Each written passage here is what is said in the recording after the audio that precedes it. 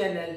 Student, हम लोगों ने लास्ट वीडियो में पढ़ा कि अकाउंट क्या होता है, अकाउंट के टाइप क्या होते हैं और अकाउंट के टाइप के अकॉर्डिंग डेबिट और क्रेडिट के रूल कैसे चेंज होते हैं। अब हम सीखेंगे कि रियल लाइफ ट्रांजैक्शन को कैसे लिखा जाता है, यानी कि जर्नल एंट्री को कैसे लिखा जाता है। अब एक ये नया वर्ड आया जर्नल एंट्री। ये जर्नल एंट्री क्या होती है? जर्नल एंट्री में जर्नल वर्ड का क्या मीनिंग है? जर्नल एंट्री की इतनी इंपॉर्टेंस क्यों है? आखिर जर्नल एंट्री को अकाउंट का बेस क्यों माना जाता है? तो चलिए जानते हैं कि जर्नल एंट्री क्या होती है और जर्नल एंट्री की इंपॉर्टेंस इतनी क्यों है। स्टूडेंट्स, अगर मैं जर्नल एंट्री की इंपॉर्टेंस की बात करूं कि भाई जर्नल एंट्री की इतनी इंपॉर्टेंस क्यों है, तो ये समझ लीजिए कि जैसे अगर आपको काउंटिंग नहीं आती, यानी आपको 1 2 3 नहीं आता, तो आप क्या कभी मैथ सीख सकते हो? नहीं सीख सकते। अगर आपको ABCD नहीं आती, तो क्या आप कभी इंग्लिश सीख सकते हो? नहीं सीख सकते। यानी कि जितनी इंपॉर्टेंस इंग्लिश के अंदर ABCD की है और जितनी इंपॉर्टेंस मैथ्स के अंदर आपकी काउंटिंग की है, उतनी ही इंपॉर्टेंस जर्नल एंट्री की अकाउंट्स में है। अगर आपको इंग्लिश सीखनी है तो आपको ABCD सीखनी ही पड़ेगी। अगर आपको मैथ सीखनी है तो आपको काउंटिंग 1 2 3 4 सीखना ही पड़ेगा। इसी तरह अगर आपको अकाउंटिंग सीखनी है तो आपको जर्नल एंट्री आनी ही चाहिए। आप कह सकते हैं कि जर्नल एंट्री मैथ्स की 1 2 3 यानी काउंटिंग है। आप कह सकते हैं कि जर्नल एंट्री इंग्लिश की ABC है। अगर आपको जर्नल एंट्री समझ में आ जाती है तो यकीन मानिए most of the accounting problem को आप अच्छे से सॉल्व कर सकते हैं। तो देखा आप लोगों ने कि अकाउंट में जर्नल एंट्री की कितनी इंपॉर्टेंस है। सपोज करिए कि बिजनेस में अगर कोई ट्रांजैक्शन हुई तो उस ट्रांजैक्शन में जो अमाउंट है, उसकी जो फिगर है, उसको किस साइड लिखना है? उसको डेबिट साइड में लिखना है या क्रेडिट साइड में लिखना है? क्या रूल फॉलो करना है? उसको किस साइड लिखना है, क्यों लिखना है, ये सब आपको कौन बताता है? ये सब आपको जर्नल एंट्री बताती है।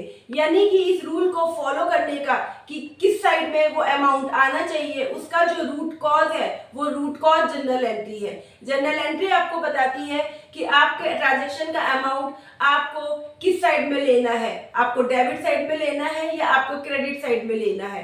तो यानी कि जर्नल एंट्री अकाउंट का क्या हो गया? जर्नल एंट्री अकाउंट का बेस है।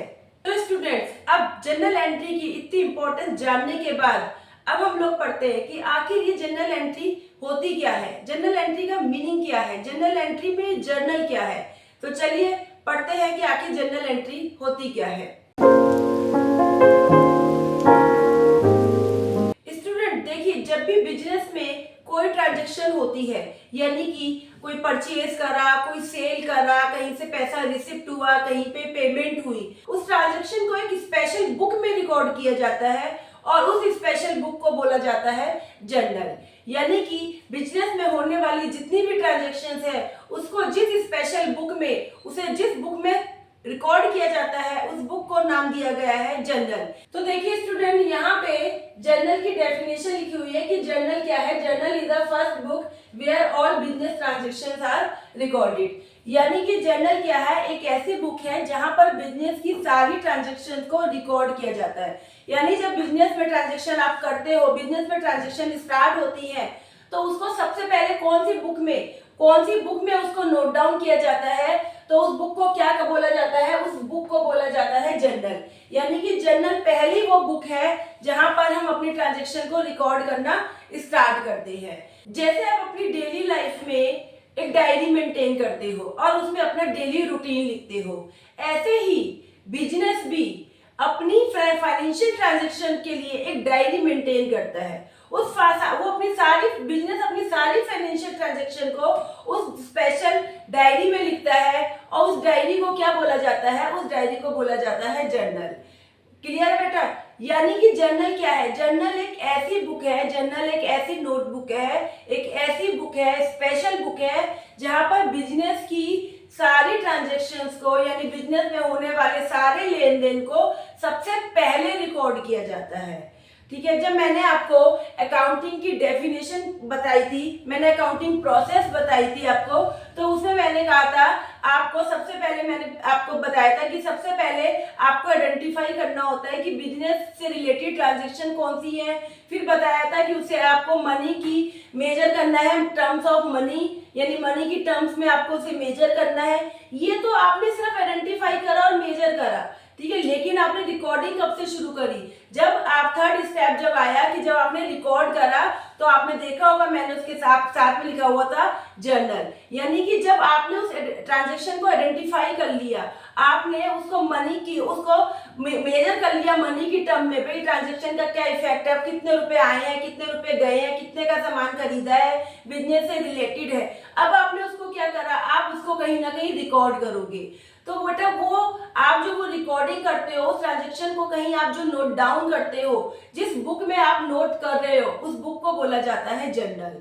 तो जर्नल क्या है? जर्नल एक ऐसी बुक है जिसमें बिजनेस में होने वाली सारी ट्रांजेक्शन्स को, एक एक ट्रांजेक्शन को, डेली होने वाली ट्रांजेक्शन को डेली उसमें नोट किया जाता है, ठीक है। इसलिए यहाँ पे लिखा है कि journal is the first book, यानी कि ये सबसे पहला काम, यानी रिकॉर्डिंग जब स्टार्ट होती है सबसे पहले कहाँ की जाती है? जर्नल के अंदर की जाती है। अब मैंने आपको ये तो बता दिया कि भाई जर्नल के अंदर हम लोग क्या करते हैं, ट्रांजेक्शन को रिकॉर्ड करते हैं। तो ये तो जर्नल समझ में आ गया आपको कि अच्छा मैम जर्नल ये होता है कि हम सारी ट्रांजेक्शन को उसमें रिकॉर्ड करते हैं। तो अब तो आपको ये भी क्लियर हो गया होगा कि जर्नल एंट्री क्या है। भाई आप जितनी भी ट्रांजेक्शन है, आप बिजनेस में डेली बहुत सारी ट्रांजेक्शन हो रही है, आप उन सारी ट्रांजेक्शन की एंट्री कहाँ पर कर रहे हो, उन सारी ट्रांजेक्शन को कहाँ पे लिख रहे हो, उसकी एंट्री कहाँ पर कर रहे हो, जिस बुक में कर रहे हो उस बुक को नाम दिया गया जर्नल। तो क्या नाम, तो पूरा प्रोसेस क्या हो गया? पूरा प्रोसेस हो गया, क्योंकि हम सारी ट्रांजेक्शन्स की एंट्री हम लोग जर्नल में कर रहे हैं, तो इस पूरे प्रोसेस को नाम क्या दिया गया? जर्नल एंट्री, है ना। यानी कि आप सारी आपकी जितनी भी बिजनेस में ट्रांजेक्शन हो रही है डेली, आप उसकी डेली एंट्री कहाँ पर कर रहे हो? आप जर्नल में कर रहे हो। तो इसलिए पूरी प्रोसेस को क्या नाम दिया गया है? Journal entry. यानी कि जर्नल एंट्री क्या हो गई कि बिजनेस में होने वाली ट्रांजेक्शन की एंट्री आप एक स्पेशल बुक में कर रहे हो, जिसको वो क्या बोला जाता है? जर्नल बोला जाता है। इसलिए इसको क्या नाम दिया गया कि हम क्या कर रहे हैं? हम लोग जर्नल एंट्री कर रहे हैं। अगर आप क्या बोलोगे कि क्या आप क्या कर रहे हो? आप बोलोगे कि हम लोग जर्नल एंट्री कर रहे हैं। इस प्रोसेस को क्या बोला जाएगा कि ये क्या हो रहा है? जर्नल एंट्री हो रही है, ठीक है बेटा। तो अब आपको ये भी क्लियर हो गया कि जर्नल एंट्री क्या होती है। आपको जर्नल एंट्री की इंपॉर्टेंस भी मैंने बताई कि अकाउंटिंग का बेस है जर्नल एंट्री, ठीक है। अगर आपको जर्नल एंट्री नहीं आती है तो आपको आगे चल के अकाउंट्स में बहुत प्रॉब्लम होगी, क्योंकि जर्नल एंट्री क्या है? अकाउंट्स का बेस है। जर्नल एंट्री आपको बताता है, जर्नल एंट्री आपको ये रूल्स बताता है कि कौन सा अमाउंट किस साइड जाना चाहिए, कौन सा अमाउंट किस साइड जाना चाहिए और क्यों जाना चाहिए। ये आपको किससे पता लगता है? जर्नल एंट्री से पता लगता है। तो अब हम लोगों ने ये पढ़ लिया कि जर्नल एंट्री क्या होती है, जर्नल क्या होता है, जर्नल एंट्री की इंपॉर्टेंस क्या होती है। तो चलिए अब हम सीखते हैं कि जर्नल एंट्री करते कैसे हैं, जर्नल एंट्री के करने के क्या रूल है। तो चलिए बेटा अब हम लोग जर्नल एंट्री करना सीखते हैं। तो बेटा क्वेश्चन स्टार्ट करने से पहले मैं आपको परचेज से रिलेटेड थोड़ा सा आपको समझा दूं, जिससे आपको क्वेश्चंस को करने में ना इजी रहे। अब हम लोग परचेज से रिलेटेड एंट्री करने वाले, जर्नल एंट्री करने वाले, यानी सारे जो आपके पास क्वेश्चंस होंगे वो परचेज से रिलेटेड होंगे, ठीक है। अब जब आप परचेज कर रहे हो तो भाई परचेज तो दो ही कोई चीज आपने परचेज करी तो उसके बाद दो ही ऑप्शन होते हैं कि या तो आपने कैश परचेज करी होगी या फिर क्रेडिट करी होगी। कैश का मतलब क्या है कि आपने कैश पेमेंट कर दी होगी, आपने कोई सामान खरीदा और आपने उसकी कैश पेमेंट कर दी, तो वो तो कैश हो गया। क्रेडिट का मतलब क्या हो गया कि आपने अभी पेमेंट नहीं करी, आपने जब सामान परचेज करा तो आपने उस समय पेमेंट नहीं करी, आपने पेमेंट कब करी? बाद में, ठीक है। आपने पेमेंट कब करी? बाद में। आपने क्या करा? उस समय उधार ले लिया। तो आपके पास परचेज के क्या क्या ऑप्शन हो सकते हैं? तो बेटा आपके पास परचेज के, आपने कोई भी सामान खरीदा तो पेमेंट परचेज करने की जो पेमेंट करोगे उसके दो ऑप्शन है, या तो आप कैश खरीदोगे या फिर क्रेडिट खरीदोगे। कैश के अंदर भी दो ऑप्शन है, मतलब यानी एक तो आप डायरेक्ट कैश ही खरीद सकते हो, यानी पेमेंट डायरेक्ट कैश कर सकते हो, या फिर आप पेमेंट किससे कर सकते हो? चेक से कर सकते हो। है ना, ये हो सकता है। अगर आप कैश भी खरीदा है तो या तो आपने डायरेक्ट कैश पेमेंट की है या फिर आपने चेक दे दिया है। तो इस तरीके से जब भी आप कोई सामान परचेज करोगे तो आप क्या देखोगे, आप ये देखोगे कि भाई कैश में कैश पेमेंट हुई है या फिर क्रेडिट हुआ है, उधार हुआ है। और कैश के अंदर कैश डायरेक्ट कैश पे किया है या पेमेंट चेक के थ्रू हुई है। यानी आपने पेमेंट अभी करी है तो आप देखोगे कि कैश के थ्रू करी है या फिर चेक के थ्रू करी है। और अभी नहीं करी यानी कि उधार करी है, तो उधार करी है तो उस केस में आपको क्या ध्यान रखना पड़ेगा, आपको नेम, आपको जिससे आपने सामान खरीदा है आपको उसका क्या याद रखना पड़ेगा, नाम। भाई जिससे सामान खरीदा है, उधार लिया है, उसका नाम तो याद रखोगे ना, क्योंकि आपने उससे सामान खरीदा वो आपको फ्री तो देगा नहीं। आज उसने पैसे नहीं लिए लेकिन आपसे 1 महीने बाद, 2 महीने बाद, 15 दिन बाद, कुछ टाइम बाद वो आपसे पेमेंट जरूर मांगेगा। आपको पेमेंट तो करनी पड़ेगी, तो भाई आपको उसका नाम तो याद रखना पड़ेगा ना। तो ये बात अपने माइंड में सेट कर लीजिए कि जब भी आप परचेज की एंट्री करेंगे, परचेज से रिलेटेड जनरल एंट्री करेंगे, तो 3 चीजों का आपको ध्यान रखना है कि भाई आपने अभी पेमेंट करी है, यानी कि अभी करी है तो कैश में करी है, कैश में करी है या फिर चेक में करी है। और अगर आपका उधार है तो आपको क्या ध्यान रखना है, नाम का ध्यान रखना है। यानी कि 3 चीजें आपकी यूज होगी, या तो कैश होगा या चेक होगा या फिर कैश, चेक, या फिर तीसरा क्या होगा, नाम यूज होगा, क्योंकि आपने उधार खरीदा है। तो जब भी आप पेमेंट की बात आएगी तो आपको 3 चीजें याद रखनी है। ये बात माइंड में सेट कर लीजिए कि पेमेंट करने के लिए या तो कैश पेमेंट हुई है या चेक के थ्रू पेमेंट हुई है या फिर देने वाले का आपको क्या याद रखना पड़ेगा, नाम याद रखना पड़ेगा। यही तो 3 ऑप्शन है ना, या तो कैश के थ्रू पेमेंट या चेक के थ्रू, या फिर अगर पेमेंट नहीं करी है तो भाई देने वाले का, आपके जो लेनदार है उसका क्या करना पड़ेगा, नाम आपको याद रखना पड़ेगा। तो अब जब भी परचेज की एंट्री आएगी तो इन 3 चीजों पे आप लोगों को फोकस करना है कि भाई कैश के थ्रू पेमेंट हुई है, चेक के थ्रू पेमेंट हुई है, और अगर पेमेंट हुई ही नहीं तो फिर आपको क्या ध्यान रखना है कि नाम क्या है, देने वाले का नाम क्या है। तो चलिए अब आपको ये 3 बेसिक चीजें मैंने आपको बता दी है। अब हम स्टार्ट करते हैं परचेज से रिलेटेड जनरल एंट्री। तो चलिए स्टूडेंट, अब हम लोग परचेज से रिलेटेड जनरल एंट्री करते हैं। तो बेटा देखिए, सबसे पहले मैंने यहाँ पे क्वेश्चन लिखा है, pass the general entry for the following transaction of ABC company. ठीक है, यानी वो कह रहा है, क्वेश्चन में क्या कह रहा है कि एक एबीसी कंपनी है और उसके लिए आपको क्या करना है, ट्रांजेक्शन्स के लिए आपको जनरल एंट्री पास करनी है। तो सबसे पहले आपको क्या लिखना पड़ेगा, जर्नल ऑफ, आपकी जो भी कंपनी का नाम है या जो भी नाम है, सपोज राम है, जो भी नाम है, आपको जर्नल ऑफ करके वो नाम देना पड़ेगा। ठीक है, आप सिर्फ जर्नल भी लिख सकते हो, लेकिन अगर दे रखा है कंपनी का नाम या किसी का नाम दे रखा है तो आप जर्नल ऑफ करके यहाँ पे नाम भी लिख सकते हो। अब बेटा देखिए, फॉर्मेट बनाया है, यहाँ पे सबसे पहले डेट आती है कि किस तारीख की आप ट्रांजेक्शन कर रहे हो, जिस डेट की आप ट्रांजेक्शन लिख रहे हो वो डेट आपको यहाँ पे लिखनी पड़ेगी। उसके बाद पर्टिकुलर्स की क्या ट्रांजेक्शन कर रहे हो वो आपको नोट करना पड़ेगा। देन यहाँ पे LF लिखा है।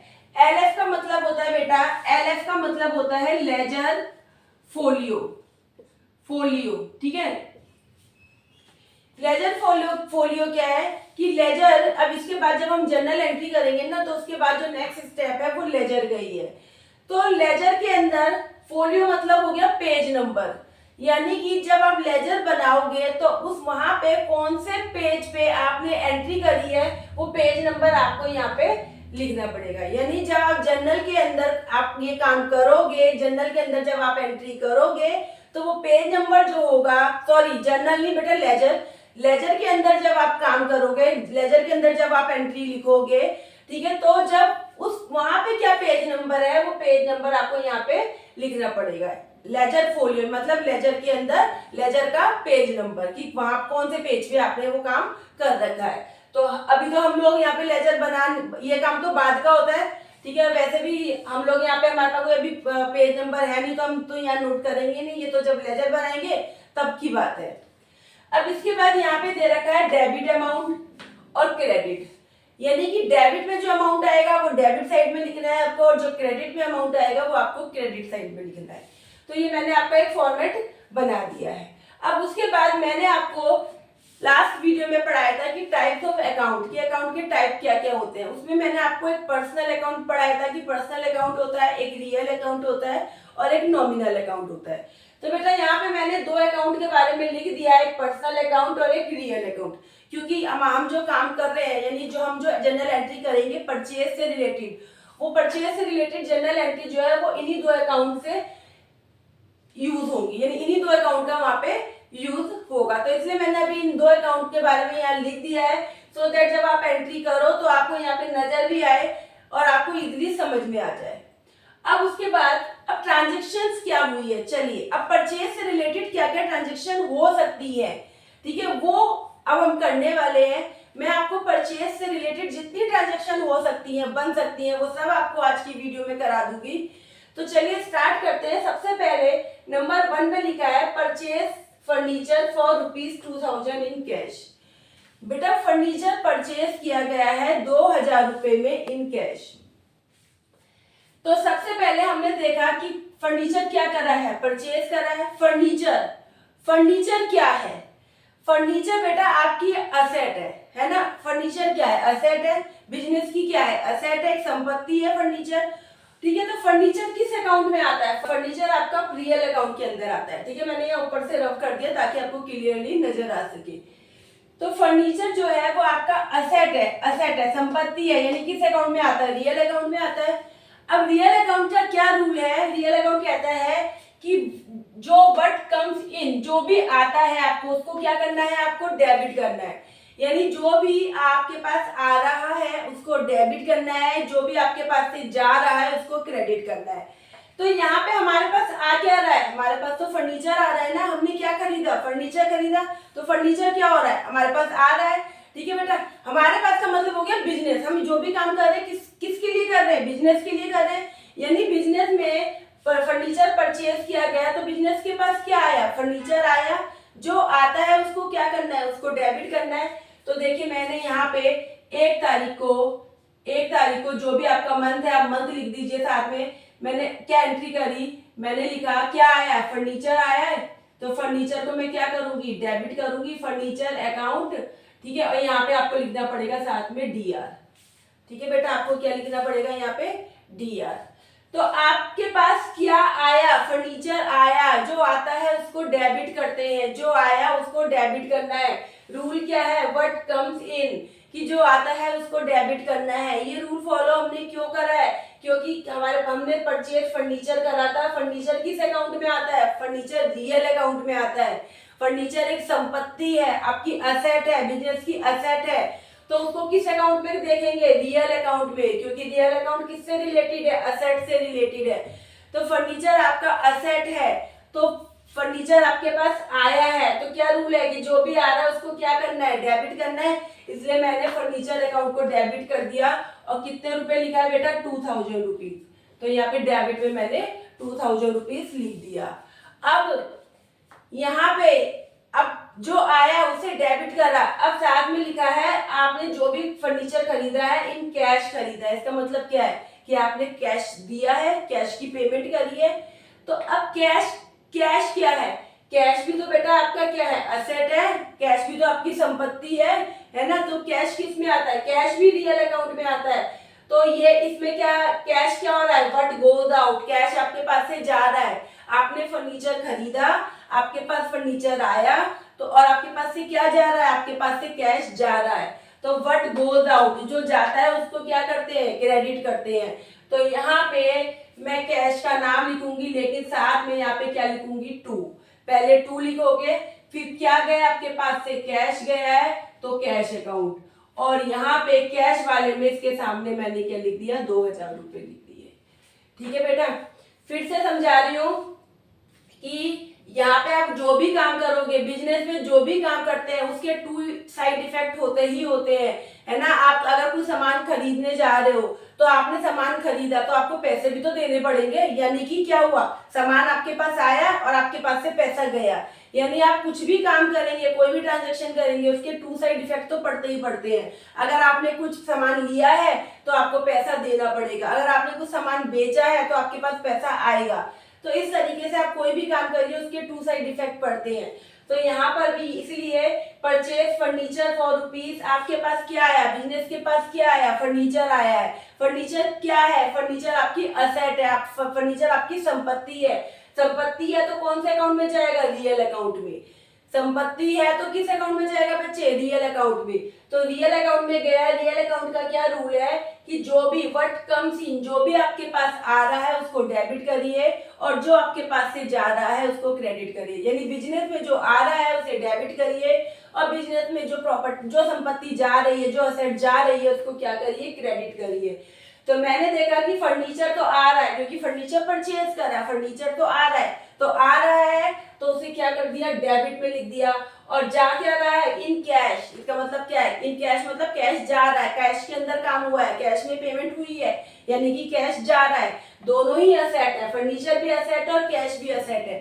तो अब कैश जा रहा है तो जो जाता है उसे क्या करते हैं, क्रेडिट करते हैं। तो क्रेडिट के लिए यहाँ पे आपको लिखना पड़ेगा 2, ठीक है, और उसके सामने आपने अमाउंट लिख दिया। तो इस तरीके से आपकी जो ट्रांजैक्शन हुई उस ट्रांजैक्शन की आपने जर्नल में क्या कर दी, एंट्री कर दी, यानी जर्नल एंट्री कर दी। अब आपने जो जर्नल एंट्री करी है ना उसकी आपको नीचे ना यहाँ नरेशन लिखनी पड़ेगी। तो आप नरेशन लिख दीजिए बीइंग करके, ठीक है, स्टार्ट करिए बीइंग करके। तो बीइंग क्या काम हुआ है, कुछ स्पेशल नहीं, कुछ ज्यादा मेहनत नहीं करनी भाई, आपने क्या खरीदा, फर्नीचर खरीदा है, तो आप लिख दीजिए बीइंग फर्नीचर परचेज।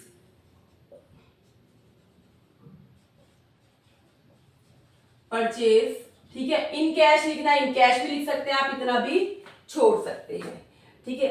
आप being furniture purchase in cash या सिर्फ इतना भी लिख के छोड़ सकते हैं। तो इससे क्या होता है, नरेशन से पता लग जाता है कि भाई क्या काम हुआ है, फर्नीचर परचेज हुआ है, ठीक है। तो अब यहाँ पे हमने फर्नीचर खरीदा तो फर्नीचर आया था, और क्या गया था, कैश हमारे पास से गया था। तो बेटा आप लोगों को ये जर्नल एंट्री आप तभी कर सकते हो जब आपको क्या हो, आपको ये अकाउंट अच्छे से याद हो। इसलिए मैंने बोला कि बहुत इंपॉर्टेंट है कि अकाउंट्स के टाइप आपको पता होने चाहिए और उसमें क्या क्या चीजें आती है। जैसे कि रियल अकाउंट मतलब रिलेटेड टू असेट्स है, तो असेट्स में क्या क्या आता है, कैश आता है, आपका फर्नीचर आता है, बिल्डिंग आती है। तो ये चीजें आपको पता होनी चाहिए, तभी आपको आप आइडेंटिफाई कर पाओगे कि भाई ये जो ट्रांजैक्शन करी है ये किस अकाउंट से रिलेटेड है, रियल अकाउंट से रिलेटेड है या आपके पर्सनल अकाउंट से रिलेटेड है, ठीक है बेटा। तो यहाँ पे अब मैंने फर्नीचर खरीदा तो फर्नीचर मैंने देखा, फर्नीचर का मतलब है कि ये मेरी असेट है, असेट है। तो असेट में क्या रूल है रियल अकाउंट में कि जो आ रहा है उसे डेबिट करना है और जो जा रहा है उसे क्रेडिट करना है। तो ये क्लियर हो गया बच्चे, चलिए अब अगली करते हैं। तो स्टूडेंट्स मैंने यहाँ पे कुछ ट्रांजेक्शन जो है वो लिख दी है कि परचेज से रिलेटेड क्या क्या ट्रांजेक्शन है, यह मैंने अभी कुछ लिख दी है। तो चलिए पहले इनको सॉल्व करते हैं फिर आगे बढ़ेंगे। तो बेटा नंबर 2 पे मैंने लिखा है bought machine on credit from Ram ₹8,000। एक मशीन को खरीदा गया है, क्या लिखा है कि मशीन खरीदी गई है ऑन क्रेडिट। ऑन क्रेडिट का मतलब क्या हो गया, उधार। एक मशीन उधार खरीदी गई है, किससे, फ्रॉम राम से, कितने रुपीज में, 8,000 में। तो अब सबसे पहले हमारे पास आया क्या, मशीन आई है ना। अब मशीन आई तो मशीन जो खरीदी है, मशीन क्या है, किससे रिलेटेड है, कौन से अकाउंट में जाएगी, मशीन क्या है, मशीन एक असेट है ना, असेट है मशीन, एक संपत्ति है बिजनेस की। अब मशीन असेट है तो कौन से अकाउंट में गई, रियल अकाउंट में आ गई। रियल अकाउंट में क्या रूल है कि जो भी आता है उसको क्या करना है, डेबिट करना है, यानी what comes in, debit what comes in, जो भी आ रहा है उसे डेबिट करना है। तो जब मशीन बॉट करी है, मशीन खरीदी है, तो मशीन आई है तो मशीन को क्या करेंगे, डेबिट करेंगे। तो मैंने यहाँ पे लिख दिया कि मशीन अकाउंट डेबिट, जो भी आता है उसे क्या करते हैं, डेबिट करते हैं। जो भी असेट आती है उसे क्या करते हैं, डेबिट करते हैं। बिजनेस में जो भी एसेट आती है, बिजनेस में जो भी एसेट खरीदी जाती है उसको क्या करना है, डेबिट करना है, ठीक है। तो मशीन आई है 2 तारीख को, मशीन आई है, मशीन को क्या कर दिया, डेबिट कर दिया। अब यहाँ पे जो हमने फर्स्ट ट्रांजेक्शन करी थी इसमें लिखा था कि फर्नीचर खरीदा और इन कैश, यानी कि कैश पेमेंट हुई थी, तो कैश आपके पास से चला गया था, बिजनेस के पास से कैश चला गया था, ठीक है। अब यहाँ पे कैश नहीं लिखा, यहाँ पे लिखा ऑन क्रेडिट। इसका मतलब क्या, उधार खरीदी गई है, उधार खरीदी गई है तो मशीन तो आ गई, मशीन आ गई, जो आया उसे डेबिट कर दिया। लेकिन गया क्या आपके पास से? क्या यहाँ से कैश गया है? नहीं, यहाँ से तो कैश नहीं गया। क्यों? क्योंकि क्लियरली लिखा है ऑन क्रेडिट, मतलब उधार पे खरीदी है, पैसा कभी बाद में देंगे, अभी पैसा नहीं गया। तो फिर क्रेडिट किसे करें? यहाँ पे मैंने आपको बोला कि भाई टू साइड इफेक्ट पड़ते हैं, कुछ आया है तो कुछ जाएगा भी, लेकिन यहाँ पे तो कैश गया ही नहीं, तो टू साइड इफेक्ट कैसे पड़ेगा? तो बेटा यहाँ पे अब आपने मशीन उधार खरीदी है तो आपका एक लेनदार भी तो बढ़ गया। आपने अभी पैसा नहीं दिया, लेकिन कभी ना कभी तो दोगे, है ना? आप कभी ना कभी तो उसे पैसा दोगे, आपका एक लेनदार तो बढ़ गया, क्रेडिटर तो बढ़ गया आपका एक, ठीक है। अब क्रेडिटर बढ़ गया, अब राम कौन है? ठीक है, अब यहाँ पे कैश की तो बात खत्म हो गई, क्योंकि कैश तो हमने दिया ही नहीं। यहाँ पे आपने मशीन खरीदी, किससे खरीदी? राम से खरीदी। राम कौन हो गया? आपका लेनदार हो गया।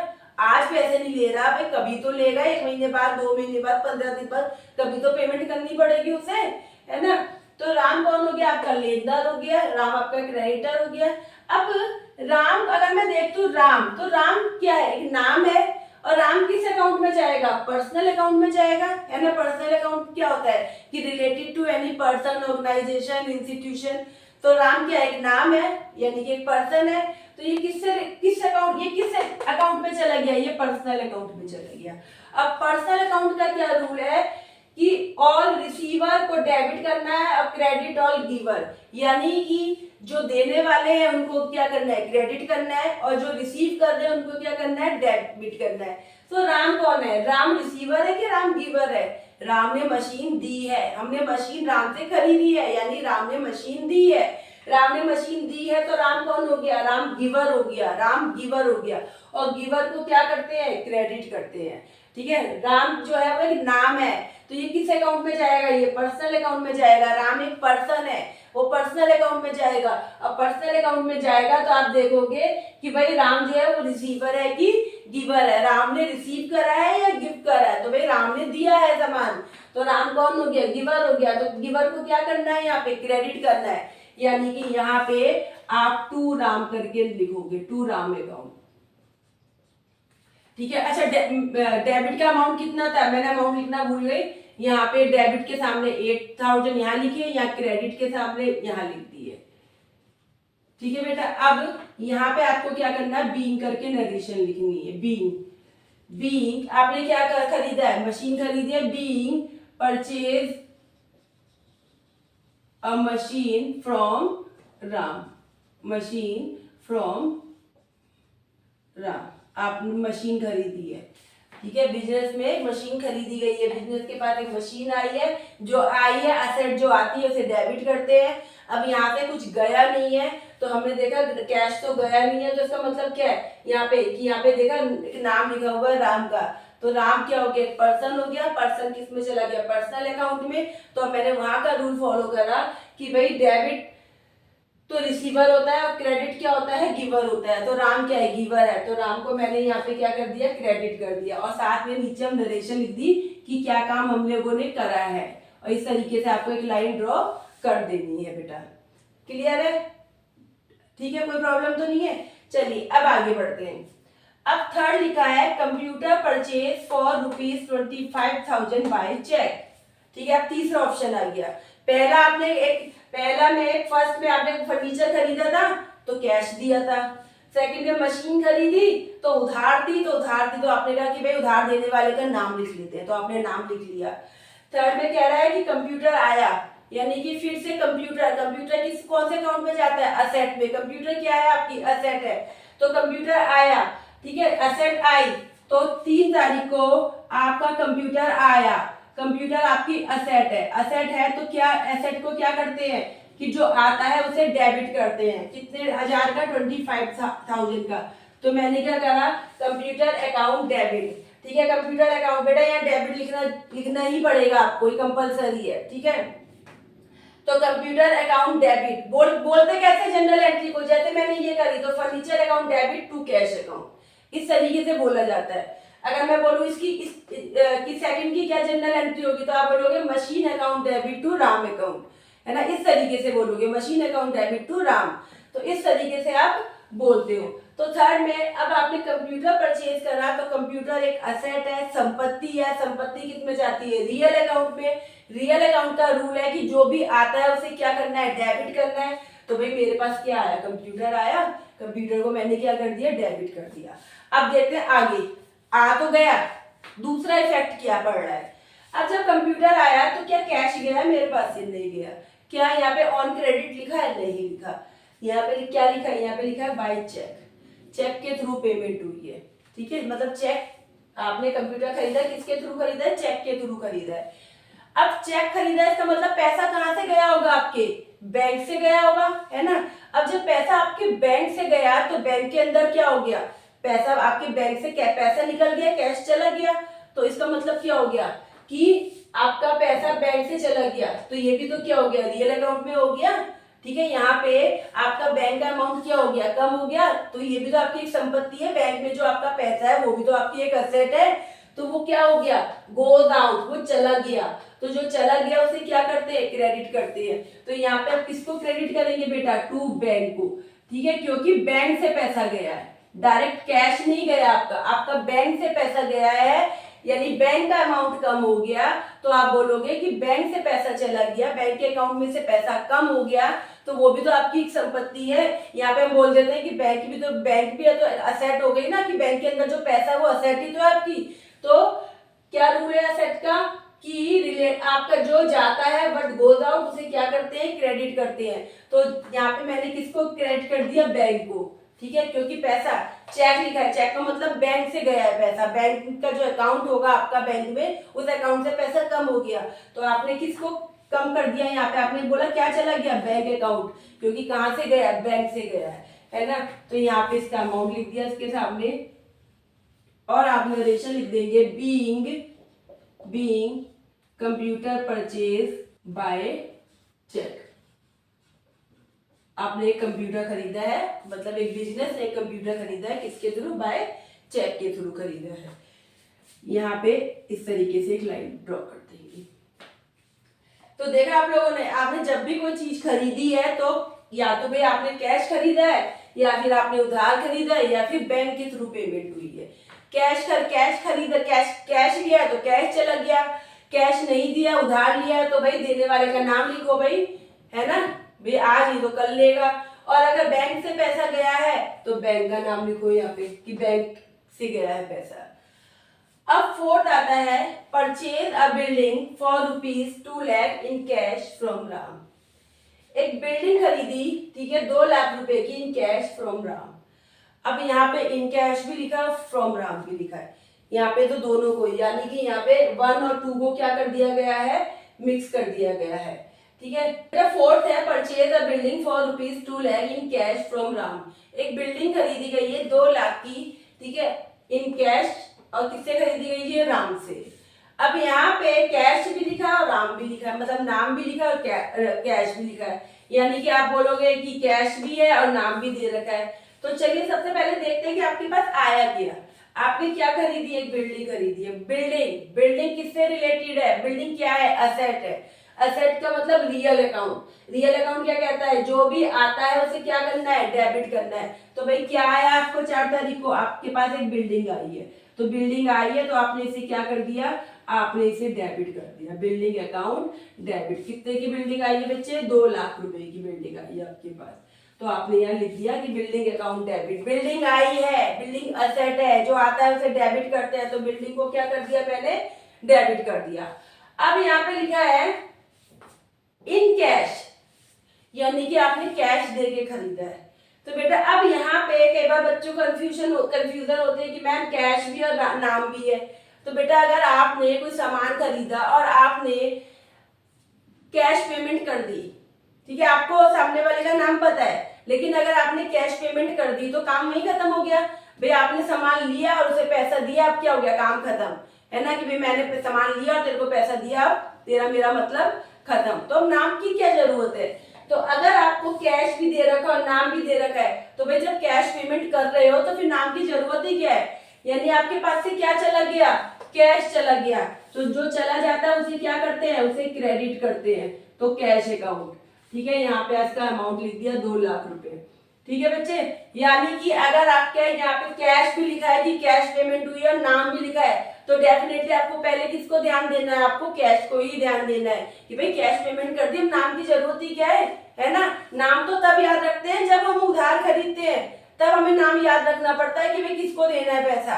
लेकिन जब हमने तो कैश पेमेंट कर दी, कैश खरीदा, तो नाम की जरूरत ही क्या है। तो यहाँ पे आप क्या लिखेंगे, आप कैश पे फोकस करेंगे।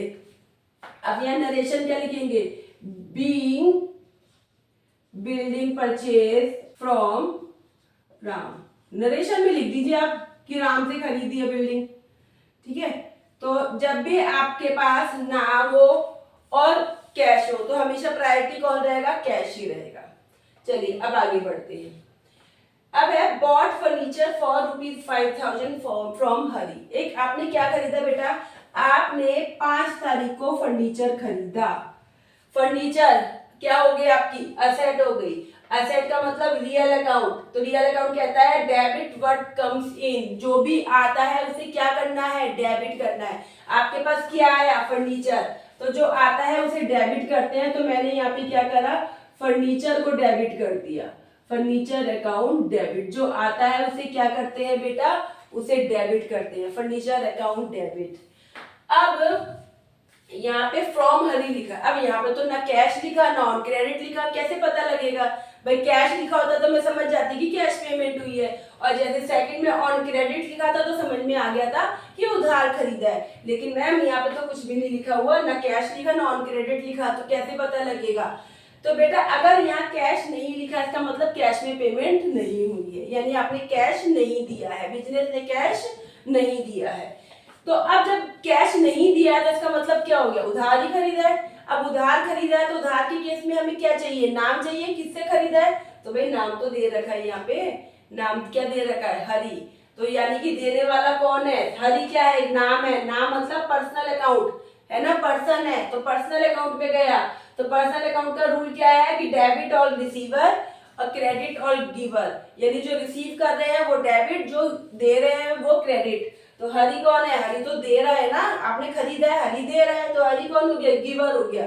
तो गिवर को क्या करना है, गिवर को आपको क्या करना है, यहाँ पे हरी का नाम लिखना है। ठीक है, कितना अमाउंट था, 5,000 रुपए। तो डेबिट में भी और क्रेडिट में भी। और आप यहाँ लिख देंगे नरेशन कि being furniture purchase from Hari, from Hari. ये देखिए, ठीक है बेटा। तो बेटा जो हमने ये जर्नल एंट्री करी है इन ट्रांजेक्शन्स की, तो इससे आप लोगों ने क्या सीखा कि कोई भी सामान आपके पास आ रहा है, कोई भी असेट आ रही है, तो उसे तो डेबिट करना है। अब क्रेडिट किसे करना है, तो क्रेडिट के आपने देखे क्या क्या ऑप्शन हो सकते हैं कि भाई या तो क्रेडिट में आपका कैश आएगा, या तो आपने कैश पेमेंट करी है ना, या फिर आपने उधार पेमेंट करी है तो आपको क्या देना है, नाम देना है, या तीसरा चेक के थ्रू पेमेंट हुई है तो बैंक का नाम, बैंक लिखना है। ठीक है, यानी कि जब भी आपने कोई असेट खरीदी है तो आपके पास 3 ऑप्शन होंगे क्रेडिट के लिए कि भाई सामान आ गया उसे तो डेबिट करना है। अब क्रेडिट में या तो आपके पास से पैसा गया है, या फिर बैंक से पैसा गया है, या फिर तीसरा है कि अगर आपने उधार खरीदा है तो आपको किस पे फोकस करना है, नाम पे, भाई देने वाले का आपको नाम लिखना है। तो आप ये बात अपने माइंड में सेट कर दीजिए कि जब भी आप कोई परचेज सामान परचेज करते हैं तो आपको वहां पे आपकी क्रेडिट की 3 ही एंट्री होंगी, या तो कैश जाएगा आपके पास से, या आपके बैंक से अमाउंट जाएगा तो बैंक लिखोगे, या फिर अगर उधार सामान खरीदा है तो आप लोग देने वाले का नाम लिखोगे। और अगर दोनों चीजें ऑप्शन दे रखी है, दोनों चीजें दे रखी है, मतलब कि जैसे यहाँ पे कैश भी दे रखा था और नाम भी दे रखा था, तो भाई आपको प्रायोरिटी किसको देनी है, कैश को, क्योंकि आप जब कैश में सारा काम कर रहे हो तो फिर देने वाले का नाम याद रखने की जरूरत नहीं है। अब यहाँ पे 5th वाले में जैसे यहाँ ना कैश दे रखा था और ना आपको क्या कहते हैं ऑन क्रेडिट दे रखा था, तो अब आपको समझना चाहिए कि कैश नहीं दे रखा है, इसका मतलब कैश में काम नहीं हुआ है। क्योंकि अगर कैश पेमेंट करी है आपने, बिजनेस से कैश पेमेंट करी है, तो वहां कैश लिखा होगा, जैसे इन कैश लिखा हुआ है यहाँ पे, है ना।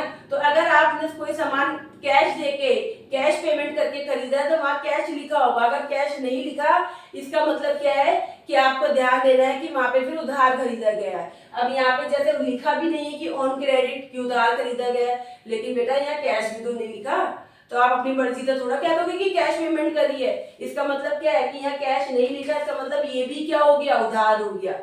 यहाँ पे ऑन क्रेडिट लिखा है तो ये तो क्लियर है, लेकिन यहाँ नहीं लिखा फिफ्थ वाले में कि उधार है। लेकिन आपको ये समझना है कि भाई यहाँ कैश नहीं लिखा हुआ, इसका मतलब ये भी उधार है। ठीक है, तो इस केस में आपको ध्यान रखना है कि अगर कैश नहीं दे रखा तो उसे क्या मानोगे, उसे उधार ही मानोगे आप उसे।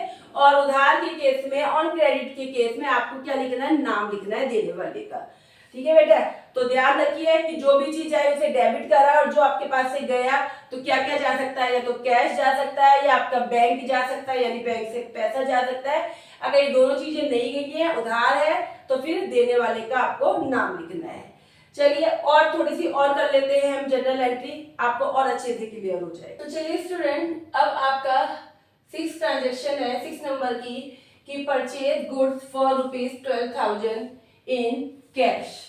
कैश आ गया।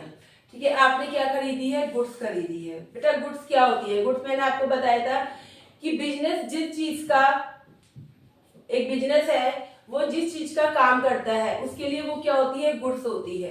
यानी कि अगर आपका बिजनेस है और आप किसका काम कर रहे हो, आप टॉयज का काम कर रहे हो। ठीक है, गुड्स मतलब माल, यानी जिस चीज का बिजनेस आप कर रहे हो वो क्या है आपके लिए, गुड्स हो गई। यानी अगर टॉयज का काम है तो आपकी गुड्स क्या हो गई, बिजनेस, सॉरी टॉयज हो गई। अगर आपका साइकिल का काम है तो आपका गुड्स क्या हो गई, साइकिल। अगर आपका टेबल का काम है तो आपकी गुड्स क्या हो गई, टेबल। यानी कि गुड्स का मतलब जिस चीज का बिजनेस कर रहे हो, माल। ठीक है, अब यहाँ पे लिखा है purchase goods for ₹12,000 in cash. तो आपने कहा कि मैम गुड्स का मतलब क्या हो गया, माल। ये भी माल है, यानी एक तरह की ये भी तो असेट ही है हमारी, है ना, संपत्ति है। तो ये भी क्या हो गई, असेट हो गई। असेट का मतलब क्या है, रियल अकाउंट। रियल अकाउंट का रूल क्या है कि जो भी आता है उसे क्या करना है, डेबिट करना है। तो आपने कहा मैम क्या आई है हमारे पास, गुड्स आई है। ठीक है, जैसे फर्नीचर आता था, अब क्या आई है, गुड्स आई है। तो भाई मैम यहाँ पे गुड्स का अकाउंट बना देते हैं, एक गुड्स अकाउंट डेबिट। ठीक है, कितने का सामान खरीदा आप लोगों ने, आपने खरीदा 12,000 का। ठीक है, और क्या गया आपके पास से, आपने कहा कि मैम कैश गया है। जो जाता है उसे क्या करते हैं, क्रेडिट करते हैं। कैश क्या है, प्रॉप संपत्ति है, एसेट है। तो क्या रूल है रियल अकाउंट का कि जो एसेट जा रही है उसको क्या करना है, क्रेडिट करना है। तो भाई कैश जा रहा है तो कैश को क्या कर दे, क्रेडिट कर दे। अब यहाँ ये बात तो ठीक है क्योंकि ये रूल के अकॉर्डिंग है कि जो एसेट आई है उसे डेबिट करना है और जो एसेट जा रही है उसे क्रेडिट करना है। लेकिन बेटा यहाँ पर आपने गुड्स खरीदी है। अभी तक हमने जो भी ट्रांजेक्शन करी थी, फर्नीचर खरीदा, कंप्यूटर खरीदा, बिल्डिंग खरीदी, वो क्या थी, वो बिजनेस में यूज होने के लिए खरीदा गया था। फर्नीचर खरीदा यानी बिजनेस में उसका यूज होगा, बिल्डिंग खरीदी यानी बिजनेस के लिए खरीदी गई है, उस बिल्डिंग में काम होगा। ठीक है, आपने कंप्यूटर खरीदा तो वो भी बिजनेस के लिए खरीदा गया। आप उससे काम लोगे, आप उसे दोबारा रीसेल नहीं करोगे, दोबारा उसे बेचोगे नहीं। आप वो सामान खरीदा आपने अपने यूज के लिए, बिजनेस के यूज के लिए खरीदा है। यहाँ पे जो आपने गुड्स खरीदी है, ये गुड्स का आप क्या करोगे, इनको, ये आपने क्या खरीदा, आपका टॉयज का बिजनेस है तो आपने उससे रिलेटेड जितना भी रॉ मटेरियल था वो खरीद लिया, है ना। गुड्स का मतलब क्या, टॉय का बिजनेस करो तो उससे रिलेटेड सारा कच्चा माल खरीदा आपने टॉयज बनाने के लिए। जो भी फैब्रिक चाहिए था, जो भी चीज चाहिए थी आपने वो खरीदा। आप उसको क्या करोगे, उससे आप अपने टॉयज बनाओगे और उसको क्या करोगे, आप उसको रीसेल कर दोगे, मतलब आप उसे बेच दोगे। तो यहाँ पे जो गुड्स है, आप इस गुड्स का पर्पस क्या है कि इसका यूज आप इसको परचेज करा आपने रीसेल करने के लिए, है ना। तो इसलिए जब भी गुड्स का केस आता है तो गुड्स का अकाउंट नहीं बनता, हमेशा किसका अकाउंट बनता है, परचेज अकाउंट। ठीक है बेटा, तो ध्यान रखना जब भी गुड्स आएगा तो आप लोग क्या कहते हैं, गुड्स का अकाउंट नहीं बनाओगे, आप किसका अकाउंट बनाओगे, परचेज अकाउंट। आप क्या बनाओगे, परचेज अकाउंट। यानी जब भी गुड्स खरीदोगे, सिर्फ गुड्स के केस में, क्यों, क्योंकि गुड्स को क्या करते हैं, गुड्स का मतलब क्या हो गया, माल आपने क्यों खरीदा, क्योंकि आपको कोई सामान बनाना है, जिस चीज का बिजनेस कर रहे हो वो आपको बनाना है। अगर आप चेयर का बिजनेस है तो आपने चेयर के लिए कोई सामान खरीदा है, आपने लोहा खरीदा, जो भी आपको कपड़ा जो भी चाहिए आपने वो खरीदा, उसका यूज करके आप चेयर बनाओगे और चेयर को आप क्या कर दोगे, आप रीसेल कर दोगे, मतलब बेच दोगे आप उसे, है ना। तो ये जो गुड्स खरीदी गई है इसको आप यूज किस लिए कर रहे हो, दोबारा बेचने के लिए यूज कर रहे हो। तो इस केस में इसलिए यहाँ पे गुड्स का अकाउंट नहीं बनता, आप किसका अकाउंट बनाओगे, परचेज अकाउंट। ठीक है, तो आप याद रख लीजिए कि जब भी गुड्स आएगी, गुड्स खरीदोगे, जब भी गुड परचेज करोगे तो गुड्स अकाउंट नहीं बनेगा, परचेज अकाउंट बनेगा। ठीक है बेटा, अब गुड्स खरीदी है तो परचेज अकाउंट डेबिट, और क्या गया आपके पास से, आपके पास से क्योंकि कैश गया है तो आपने लिख दिया कैश अकाउंट। कैश अकाउंट क्या हो गया आपका, क्रेडिट हो गया। कितना अमाउंट, 12,000 रुपए। और नरेशन में लिख दीजिए being goods purchase, being goods purchase in cash, purchase in cash. ठीक है बेटा, आगे समझ में, यानी कि सेम वही काम करना है जो अभी हमने ट्रांजेक्शन नंबर 1 2 3 4 में किया था, लेकिन उसमें क्या था, फर्नीचर खरीद रहे थे तो फर्नीचर को डेबिट कर रहे थे, कंप्यूटर खरीद रहे थे तो कंप्यूटर को डेबिट कर रहे थे, यानी जो सामान आ रहा था उसी को डेबिट कर रहे थे। लेकिन गुड्स के मामले में जब भी गुड्स परचेज करोगे तो किसका अकाउंट डेबिट करोगे, परचेज अकाउंट। गुड्स को परचेज करा है तो परचेज अकाउंट। ठीक है, चलिए आगे बढ़ते हैं। अब लिखा है 7th है bought goods on credit from Shyam. आपने शाम से क्या खरीदा, आपने शाम से गुड्स खरीदी है, यानी फिर से माल खरीदा आपने ऑन क्रेडिट। तो भाई आपने सबसे पहले क्या खरीदा, गुड्स। गुड्स के केस में गुड्स का अकाउंट तो बनेगा नहीं, तो कौन सा अकाउंट बनेगा, परचेज अकाउंट। तो मैंने लिख दिया परचेज अकाउंट डेबिट। क्या आया है, गुड्स आई है तो गुड्स के अकाउंट, गुड्स की जगह क्या लिखा, परचेज अकाउंट डेबिट। कितना अमाउंट है, 5,000 रुपीज। ठीक है बच्चे, अब आपने यहाँ पे क्या लिखा है, सिंपल ऑन क्रेडिट, मतलब कि उधार खरीदा गया। उधार खरीदा गया तो भाई किसने दिया है, श्याम ने दिया है। तो देने वाले का क्या करेंगे, नाम लिखना पड़ेगा। ठीक है, तो श्याम क्या हो गया, पर्सनल अकाउंट। कोई पर्सन है तो पर्सनल अकाउंट। पर्सनल अकाउंट का क्या रूल है कि क्रेडिट और गिवर, गिवर को क्या करना है, क्रेडिट करना है। तो भाई श्याम कौन है, गिवर है, श्याम ने दिया है तो श्याम अकाउंट। ठीक है, श्याम अकाउंट। कितना अमाउंट, 5,000 रुपए। तो आप यहाँ पे लिख दीजिए being good purchase from Shyam, good purchase from Shyam. Good खरीदी गई है किससे, श्याम से। ठीक है बेटा, अब 8 पर आते हैं। लिखा है good purchase for ₹2500 by cheque. Goods खरीदी गई है, चेक के थ्रू पेमेंट हुई है।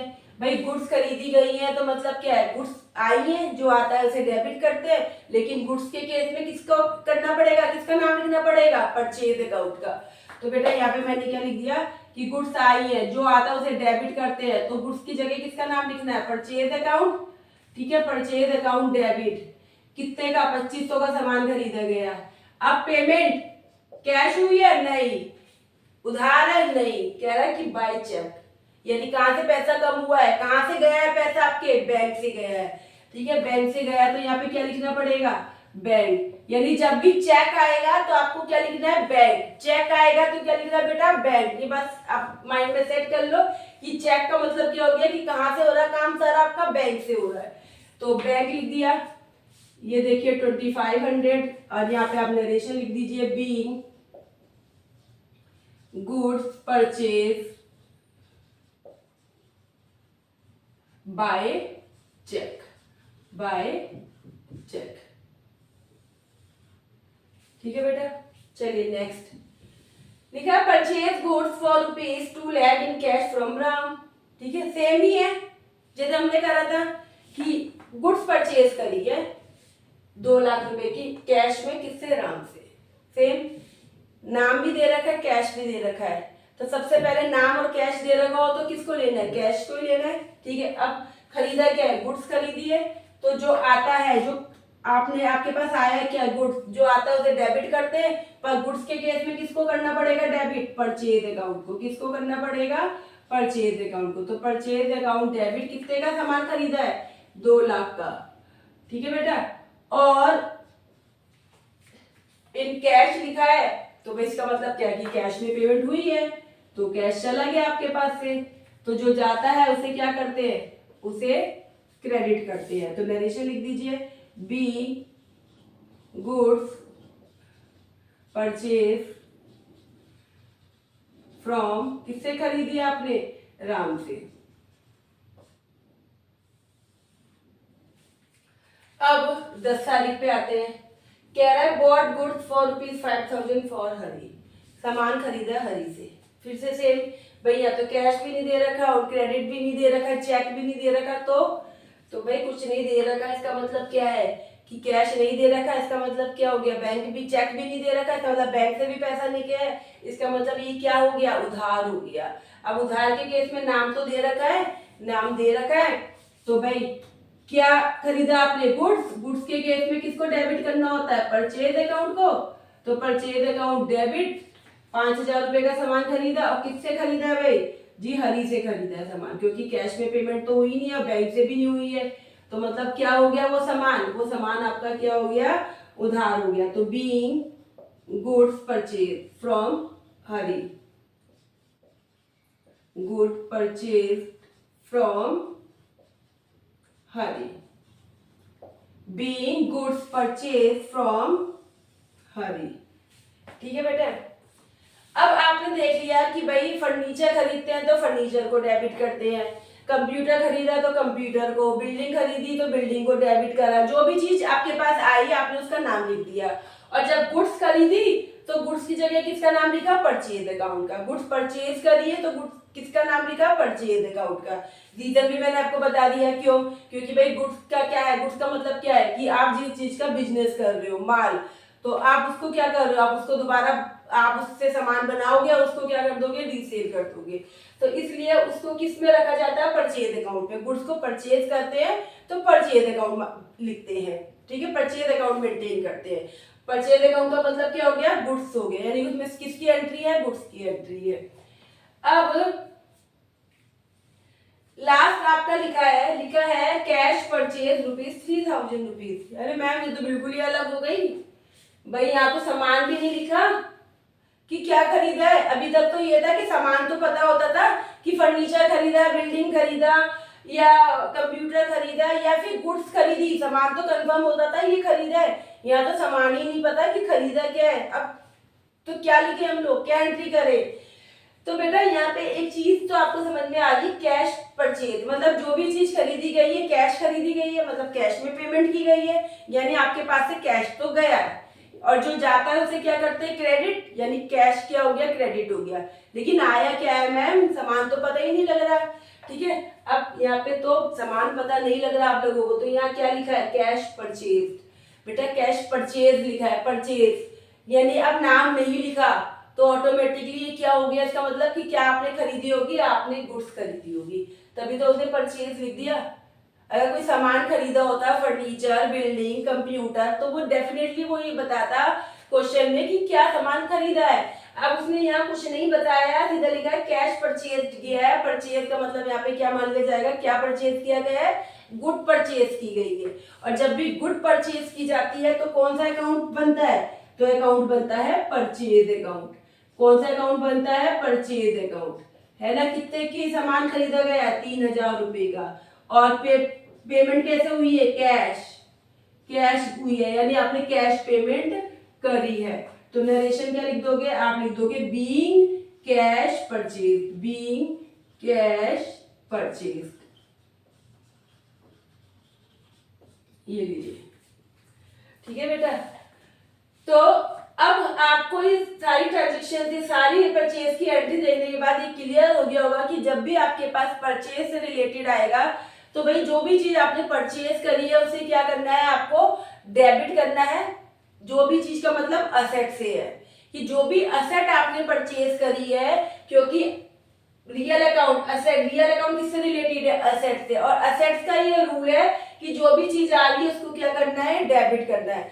तो जो भी आपने असेट खरीदी है उसे डेबिट करना है।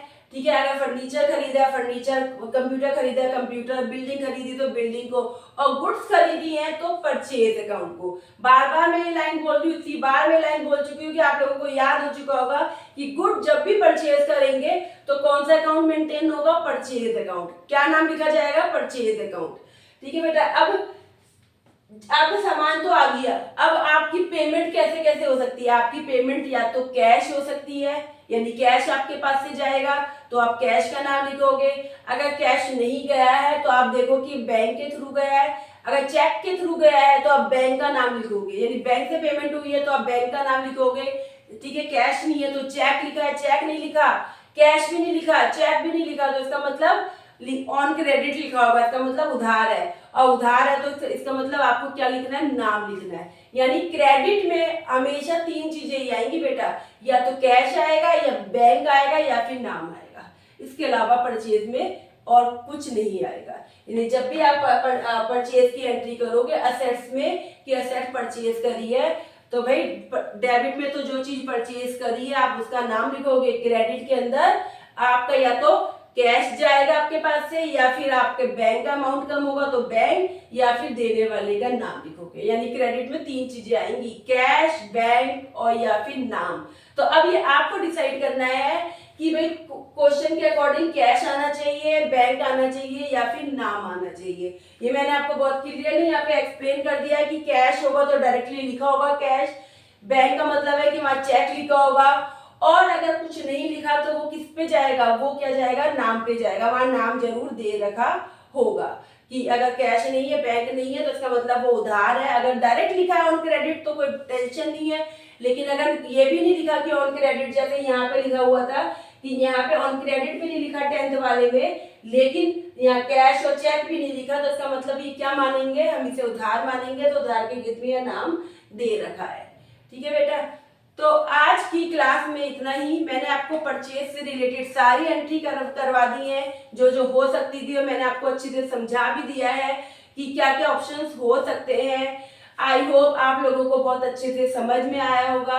अगर आपके मन में कोई भी डाउट है कि मैम एक चीज हम ये वाली टॉपिक हमें समझ नहीं आया, या ऐसा भी कुछ हो सकता है, आपके मन में कोई भी डाउट है इससे रिलेटेड, तो आप मुझे कमेंट करके पूछ सकते हो। ठीक है, आज की क्लास में हम इतना ही पढ़ेंगे। आगे की जनरल एंट्री हम नेक्स्ट क्लास में करेंगे, नेक्स्ट वीडियो में करेंगे। लेकिन जाने से पहले हमारी वीडियो को लाइक करें, अपने फ्रेंड के साथ शेयर करें और चैनल को सब्सक्राइब जरूर करें। Thank you for watching.